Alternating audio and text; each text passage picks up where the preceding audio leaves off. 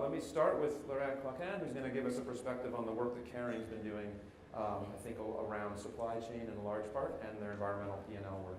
Thank you, Laurent. Thank you. Does it work? Is it working? Yeah, okay. Thank you, Andrew, and good morning, everyone.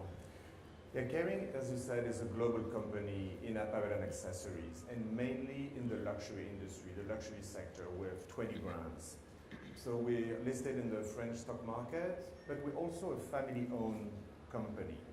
And we always look at the big picture and always for the long run, because we're family-owned again. And this includes becoming a more sustainable business. Sustainable, or sustainability. But what does it mean? Because everyone has his own or her own definition. And I don't like this word that much anyway. I think we all collectively should find a new word because it doesn't really describe what it is, and maybe some suggestion for the audience today. For me, personally, sustainability is quality. And from a business point of view at Kering, we believe that sustainable business is a smart business. Sustainable development is an opportunity. If you incorporate it in your business activity from the beginning, it really creates environmental, economic, and social values. We also know now that consumers are starting to demand more transparency and responsibility in the way their clothes are being made. So when we look at the SDGs, the goal 15 is focused on ensuring that the natural systems that society and business depend on are functional. And this totally applies to us, as we depend on biodiversity and nature. We need to protect as well our raw material if we want to continue to grow. We need leather to create bags, we need cotton to manufacture shirts, and we need gold to create jewelry pieces.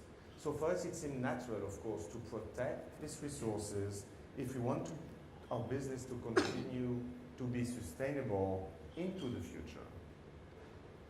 The recent report that we have actually funded with different partners of the industry on climate change and the luxury sector, it shows that the impact of the climate change and the degradation of ecosystem are already having an impact on the availability and also the quality on the raw material that we use. For example, a lot of the wool, leather, and also cashmere come from grazing systems in dry areas, which are being significantly degraded. So what do we do? How do we address this risk as Kering? First, to understand our impacts and dependencies, we needed to fully understand where it's coming from and across the supply chain. So that's why we have created, what you just mentioned, a very innovative tool, the Environmental Profit and Loss Account, the EPNL. The EPNL allows us to measure and monetize our footprint across the supply chain, the entire supply chain, all the way to where we source our raw material. And then, because we give a monetary value to this impact, it allows us to prioritize and make choices because we can compare them. So once we have this information, we focus on finding opportunities to source sustainable and high-quality raw material. Let me share with you just two examples. We are working in our cashmere supply chain in Mongolia to promote more sustainable grazing system. This will lead to the generation of the grassland and help stop desertification in Mongolia. We are also ensuring that our sourcing of precious skins, such as python and crocodile, are done in a sustainable way in regards to conservation and human methods, which also maximize benefits to the local people. Here we are, of course, working with international NGOs and also local governments. And this type of collaboration allows us to find sustainable solutions to our challenges. We have all the opportunity to evolve, to collaborate, and to innovate.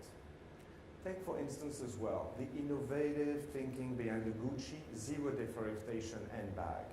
Each bag carried a passport that including the history of the supply chain, providing full transparency. As a result, Gucci showed our industry, our leather can be sourced from Brazil using sustainable ranching practices. Or take a look as well at organic cotton. A recent study that we funded as well with other industry players revealed nearly 80% reduction of environmental impact compared to conventional cotton cultivation. This made just for a sustainable sense, and our brands are using more and more organic cotton. At Stella McCartney alone, it represents 65% of all their cotton use.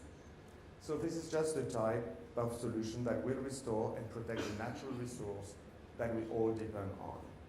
And they will be the recipe for business success in the future. That's why at Kering, we think again that sustainable business is a smart business. Thank you. Thank you, Laurent.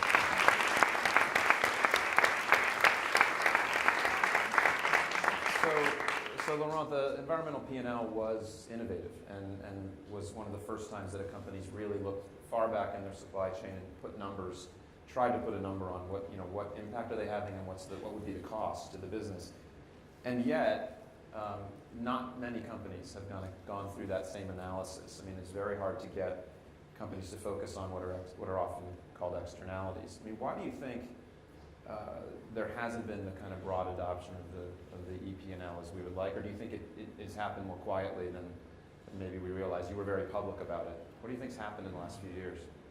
I think it's happening. I think it's happening more and more. It's not as much as we would like, but two things. First of all, we're still improving the methodology, year after year, and we're using a lot of this information with the design studio, with the manufacturing. We're really using as a tool, and now it's totally part in our reporting. We're totally standardizing, and I think it's a great impact. The second thing is that François Ripineau, who is our chairman and CEO of the company, has decided as well that we can't do it alone. So we do it, like I said, local NGOs and local governments, but also other companies. So we have decided to open source the methodology. We worked 2 years on it with PricewaterhouseCoopers. It was very long, very costly, but then we have decided to open source. It's on our website, and actually now more and more companies are adopting it.